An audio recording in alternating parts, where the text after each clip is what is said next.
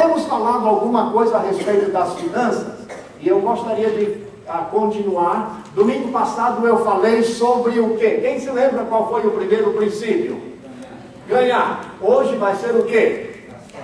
Gastar. É o que as mulheres mais gostam de fazer. Né? Alguém disse que 90% das pessoas que compram no shopping não sabem gastar. Você já parou para observar ali naquela praça da alimentação? Quem é que enche a praça? Os teenagers, né? Os adolescentes, os mais jovens.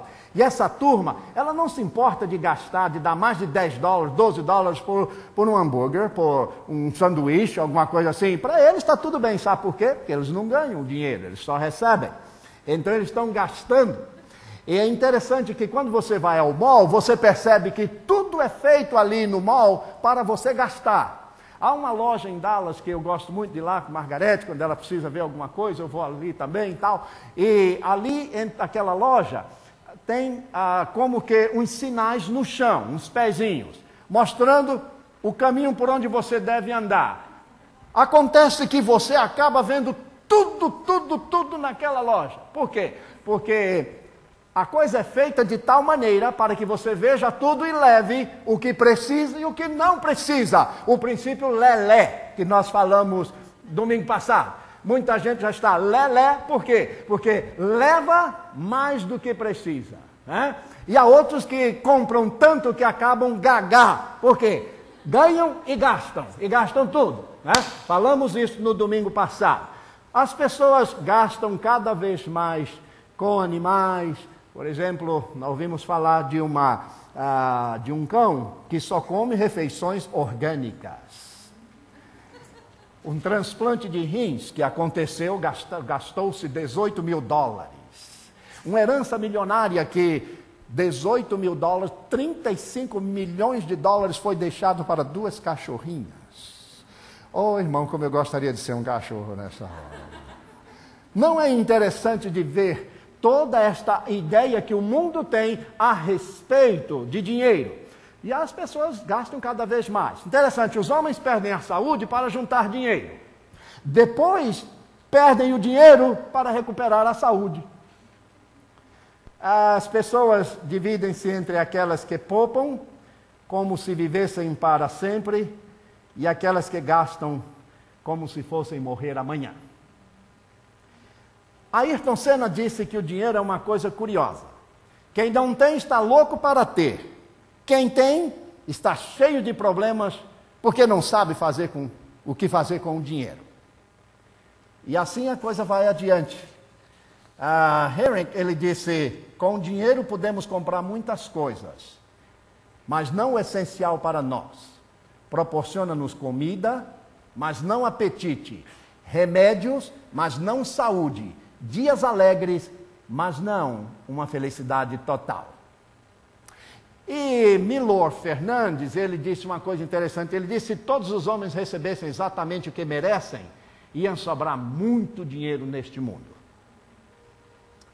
Sabe, irmãos, quando a gente começa a falar sobre dinheiro, a gente fica pensando, por que esta preocupação tão grande entre todas as pessoas?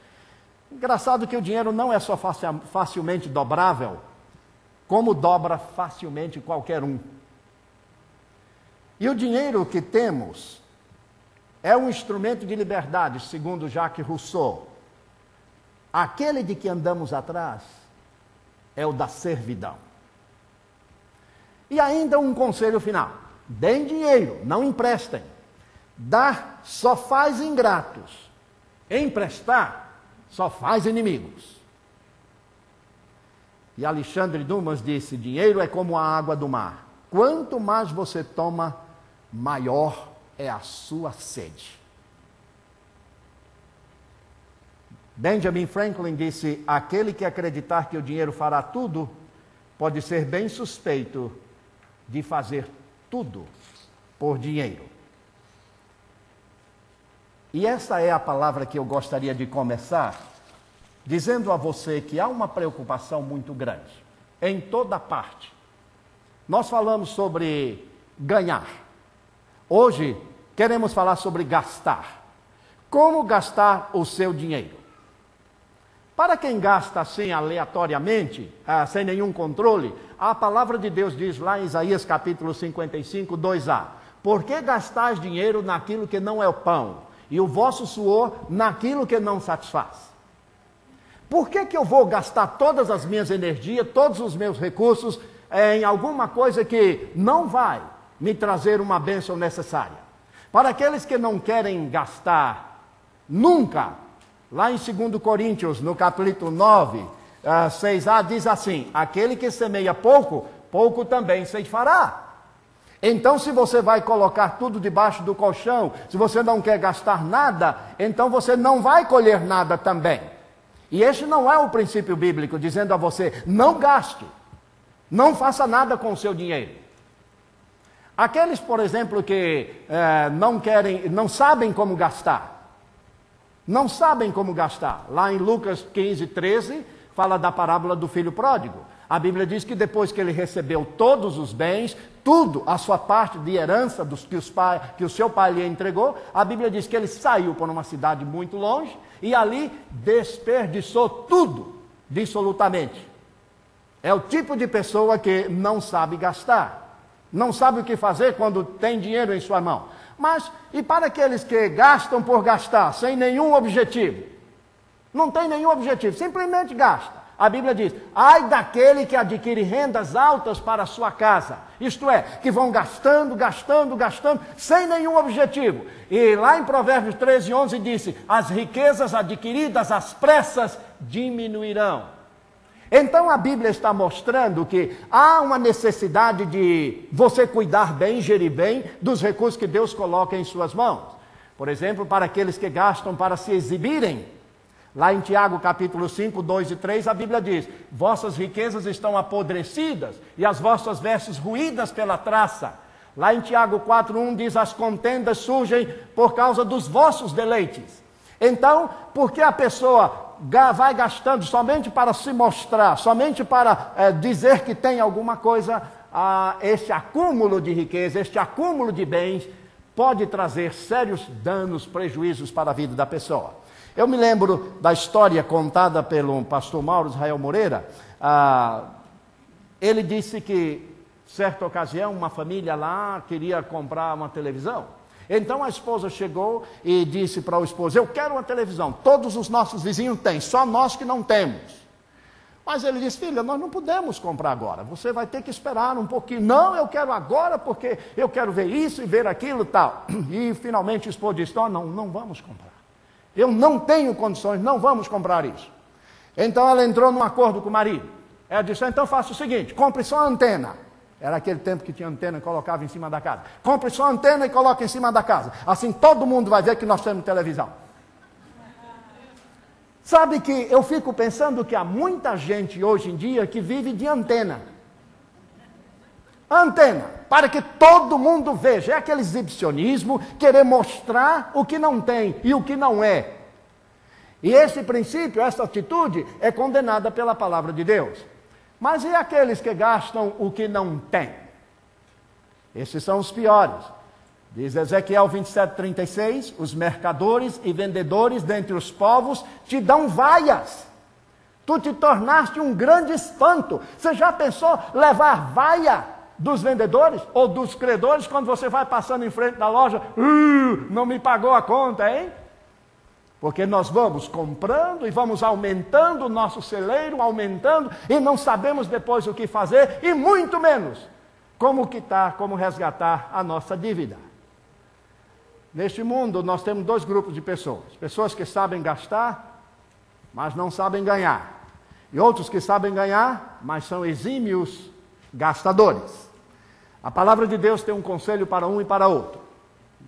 Veja o que Deus diz. Primeiro, Ele coloca em suas mãos 100%. Deus pega 100%, porque tudo pertence a Ele, e Ele coloca em sua mão. Ele confia em você bastante para colocar na sua mão 100%. Agora, o que é que Deus realmente quer? Deus quer que você administre somente 90%. Porque é a sua parte. Os outros 10% é a parte que você dedica ao Senhor. o seu dízimo, a sua oferta que você entrega à igreja, e a igreja deu à igreja, à sua igreja, a responsabilidade de administrar. Esses 10% é a administração da igreja, do Senhor, para a manutenção do reino de Deus. Então, eu tenho que aprender, segundo a Bíblia, como gerir bem os 90% que Deus coloca em minhas mãos. Porque a outra parte, a igreja dele se responsabiliza e eu não tenho que me preocupar. Agora, por que você acha que Deus confiou tanto em você a ponto de depositar esse 100% ou esta parte 90% para que você administre? Primeiro, porque como crente, ele sabe que você tem que aprender a gastar, a investir e a usar os recursos financeiros adequadamente, corretamente. Então vejamos o que a Bíblia diz sobre isso. Primeiro, você precisa gastar com sabedoria. Sabedoria. Lá em Provérbios 22, 29 diz: vês um homem hábil na sua obra? Este homem está perante os reis. Você vê um homem hábil? Você vê alguém hábil assim? É uma pessoa que é convidado até para estar diante dos reis. Foi o que aconteceu com José. A Bíblia diz que José saiu de uma masmorra e foi colocado ali no trono como primeiro-ministro na terra do Egito. E a Bíblia diz: Faraó não se preocupava com nada de sua casa. E ele não sabia nada que estava acontecendo ali. Ele só sabia que tinha que comer. O resto estava tudo nas mãos de José. Por quê? Aí está um homem, o exemplo de um homem que soube administrar com sabedoria um reino. Soube administrar uma crise com sabedoria.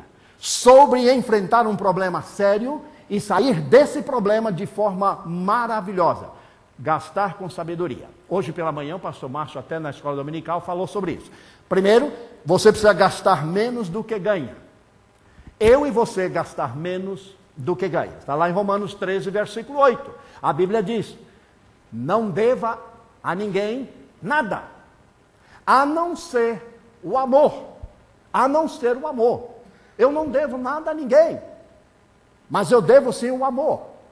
Muitas vezes a gente diz: eu devo alguma coisa a você. E o que é? Uma dívida de gratidão. Bendita dívida essa. Uma dívida de gratidão. Quando eu casei, eu e a Margarete tomamos uma decisão. Nós não iríamos comprar nada fiado. Não iríamos fazer dívidas. E temos mantido este padrão depois de quase 35 anos de casamento. Não ter dívidas. Agora eu tenho uma dívida, que é a minha casa. Que eu precisei até refinanciar a minha casa. E refinanciei porque encontrei um juro bem baixo. Estava pagando um juro mais alto, encontrei aí no mercado, coisa muito melhor. Aí eu fui lá. Aproveitei a oportunidade. A Bíblia diz que nós, como crentes, temos que ser sábios, remir o nosso tempo, aproveitar as oportunidades. Agora, existem dois tipos de dívidas. A dívida necessária, este é o tipo de dívida que eu estou falando, e a dívida que não é necessária e que você contrai, e que eu contraio. E essa dívida é a perigosa.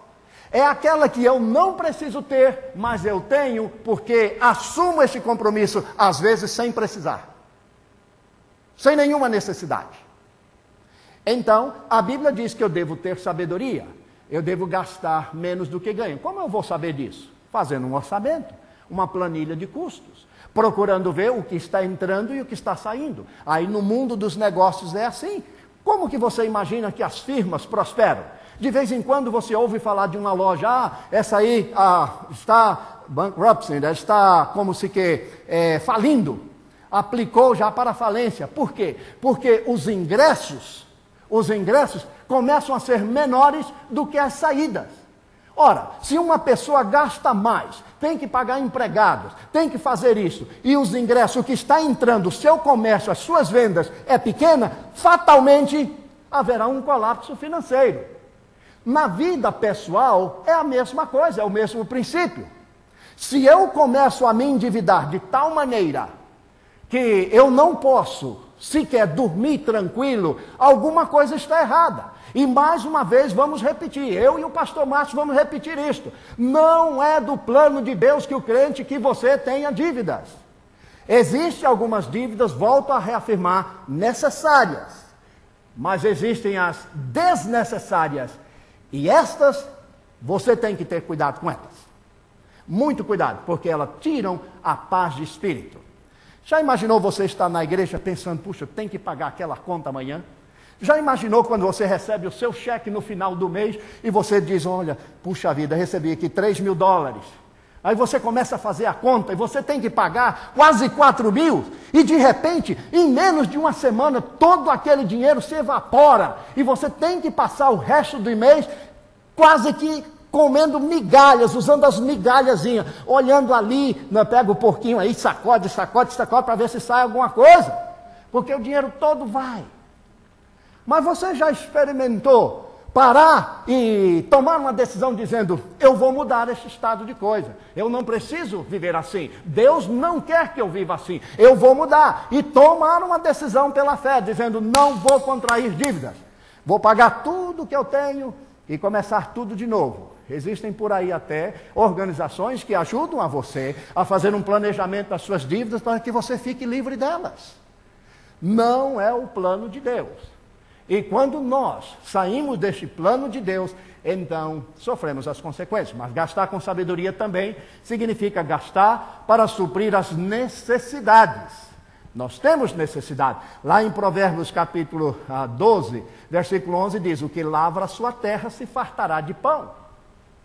Há coisas que são necessárias, há outras que não são necessárias. Quantas vezes eu e a minha esposa, nós ficamos andando, você sabe que vivemos aqui numa sociedade consumista. Estados Unidos é um país onde a gente sente prazer em comprar, porque tem de tudo.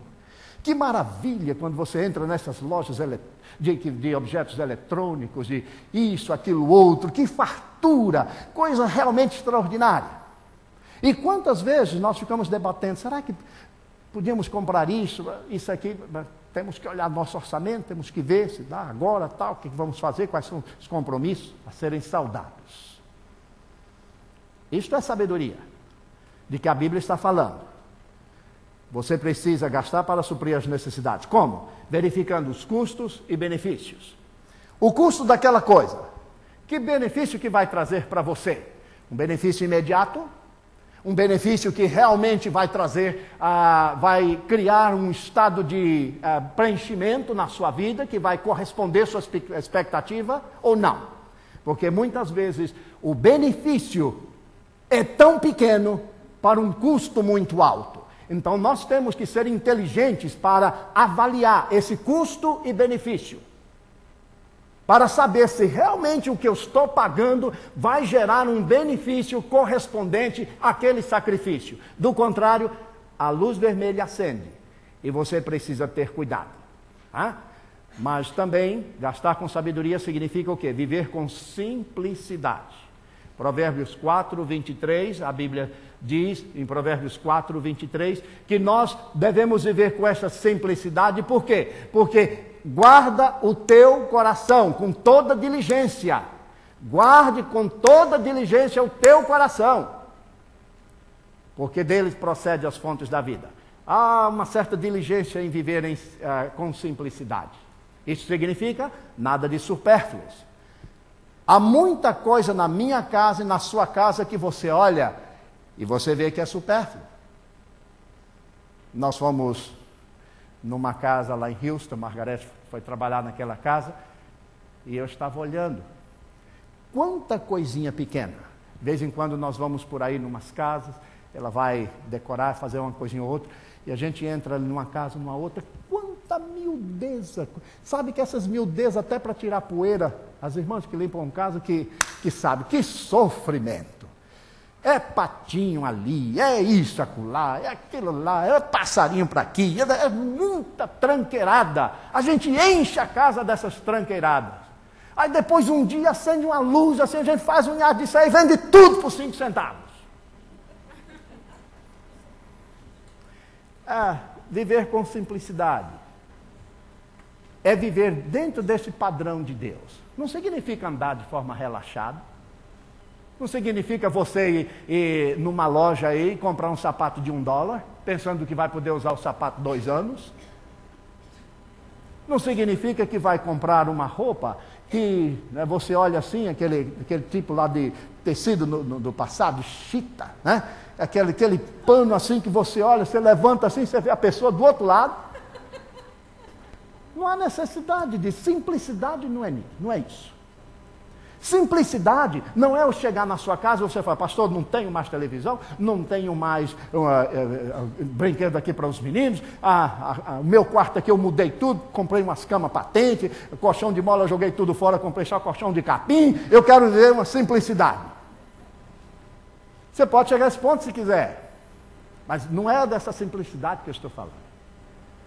Eu estou falando da simplicidade, é dentro do plano de Deus. Ser simples significa você ser sábio. Significa você gastar menos do que ganha. Gastar para suprir suas necessidades. Viver com simplicidade significa administrar bem os recursos de Deus. Viver com simplicidade significa em paz me deitarei e dormirei, porque só tu, ó Senhor, me fazes habitar em segurança. Isto é simplicidade. É sentir realmente que a vida tem sabor, tem alegria. Mas não é viver sobre aquele peso que vou fazer para resolver aquele problema, principalmente o problema financeiro. Como amarra, gente? Como traz dificuldade? Como tira a sua paz? Mas ainda mais 2 coisas que eu gostaria de falar. Primeiro, eu gostaria de falar sobre gastar com prudência. Controle o seu impulso consumista. Eu disse que aqui o país é um país do consumo. Você chega, vê aquele objeto, aquela coisa atrai, fala ao seu coração. Eu tenho um vizinho na minha casa que tem uma moto, o Elcio gosta de moto, ele sabe do que eu estou falando. Mas uma moto lindíssima. Falei para a Margarete, eu gostaria tanto de ter uma moto daquela. Ela disse, só for por cima do meu cadáver.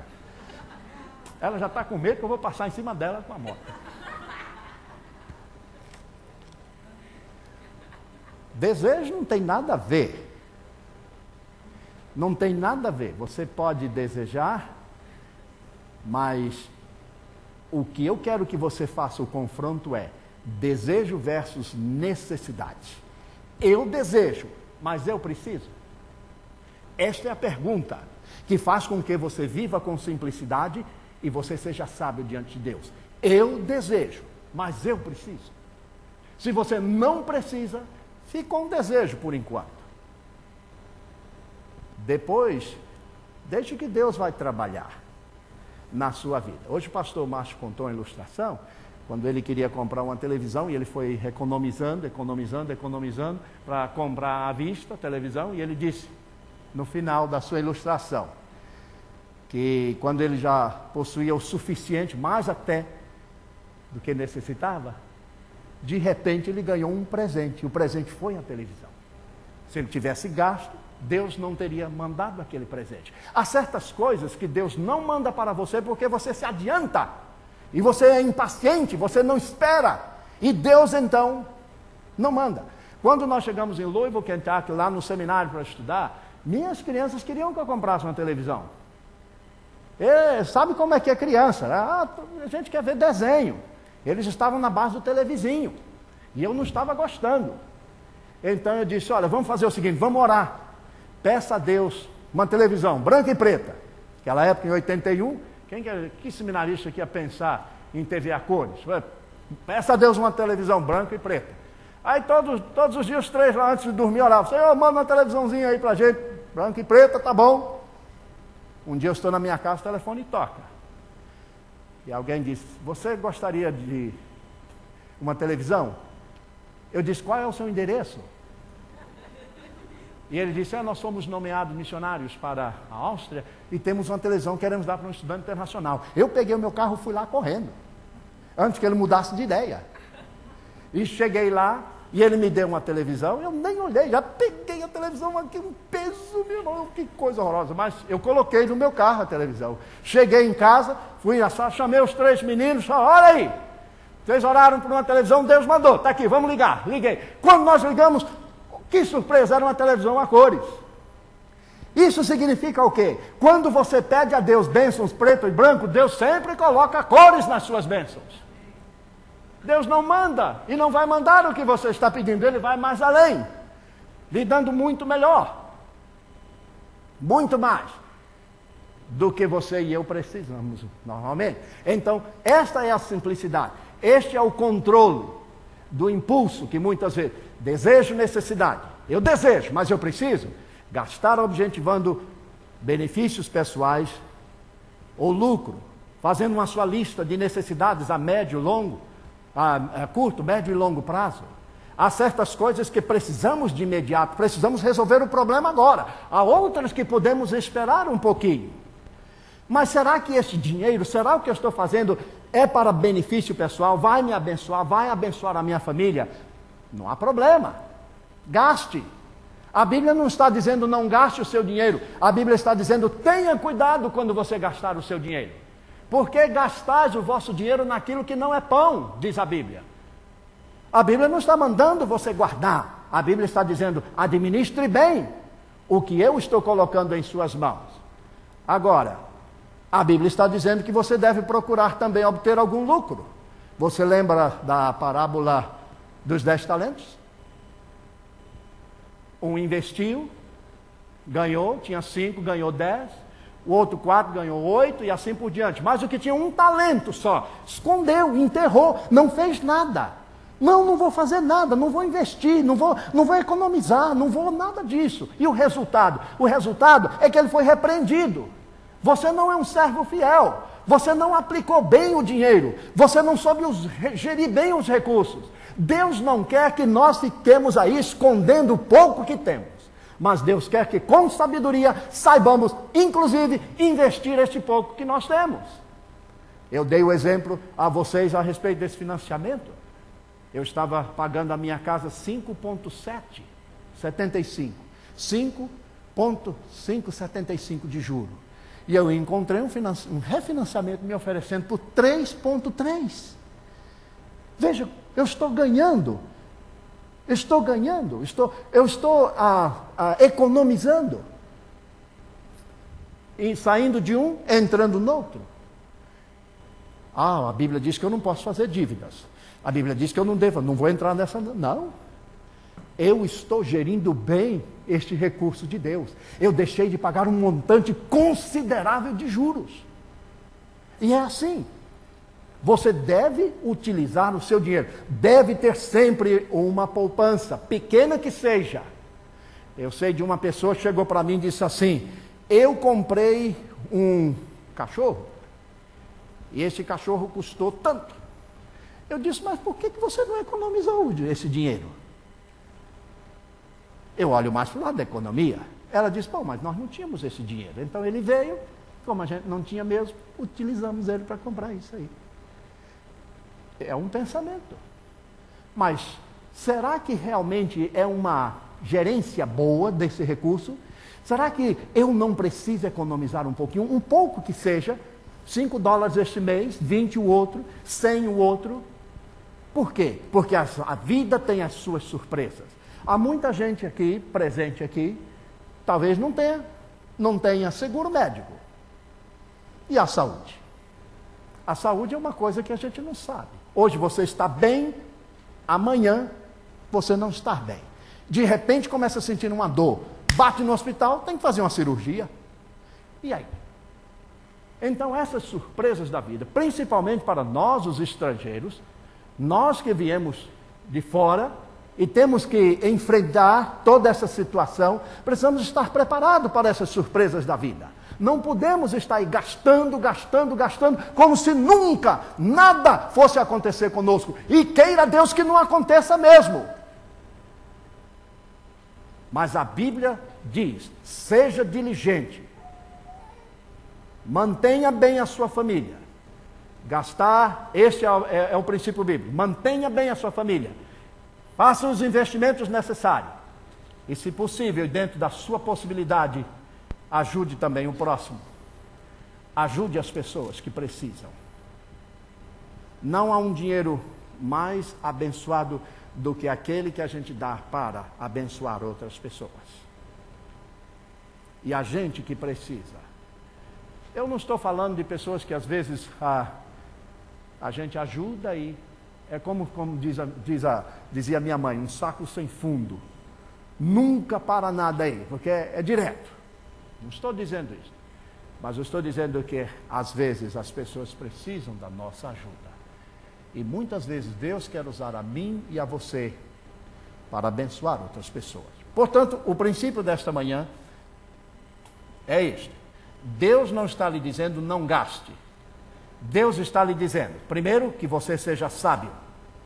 Segundo, que você gaste menos do que você ganha. Que você gaste para suprir as necessidades. Que você viva com simplicidade. Que você controle o seu impulso consumista. Que você confronte o desejo com a necessidade. Que você veja que tipo de objetivo e de benefícios vai trazer para você. E que você preste atenção na orientação bíblica para que a sua vida financeira seja sólida e abençoada. Isto é o que a palavra de Deus está recomendando. Vamos orar. Senhor, eu sei que muitas vezes nós enfrentamos dificuldades, provações, situações difíceis, mas nós te pedimos que tenhamos, Senhor, a fé, a coragem, o discernimento espiritual e confiarmos na tua liderança e sabermos administrar bem, Senhor, os recursos que o Senhor tem colocado em nossas mãos. Que haja sempre alegria nos nossos corações, paz em nossos lares, um bom relacionamento entre esposo e esposa, que haja compreensão no lar entre os filhos e que o dinheiro, Senhor, jamais sirva como arma de desunião, mas que ele possa ser visto como um servo e utilizado somente para promover a paz e a tua glória. Em nome de Jesus. Amém.